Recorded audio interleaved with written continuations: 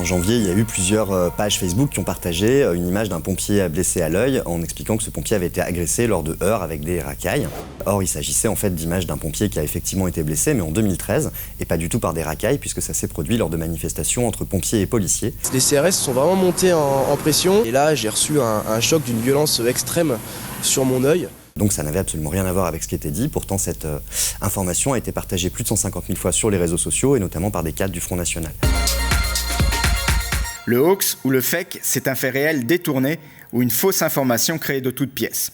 L'objectif est qu'elle soit partagée le plus possible pour influencer l'opinion, au contraire de la parodie qui est identifiée comme telle, mais qui peut tromper beaucoup de gens.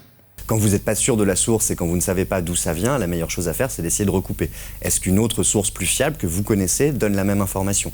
Il y a des solutions assez simples pour vérifier par exemple une image. Il suffit de faire un clic droit sur certains navigateurs pour pouvoir rechercher cette image sur Google et pour trouver assez facilement si elle a déjà été employée dans un autre contexte par exemple. Une photo n'est pas une preuve. Je dois chercher d'autres sources. Je me méfie des infos partagées dans le feu de l'actualité. Je fais attention aux infos anxiogènes qui se répandent. Pour vérifier un article, je cherche les mots-clés sur un moteur de recherche. Je peux également me servir de sites dédiés à la chasse aux fakes, comme Hoaxbuster ou le Décodex du Monde.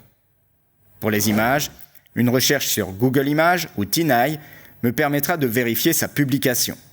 Pour les vidéos, YouTube et les moteurs de recherche inversés comme le Data Viewer d'Amnesty International me permettront de voir si je regarde un fake. Ça a toujours existé, les intox sur Internet. Ce qui est nouveau, c'est que de plus en plus de gens les croient et les diffusent.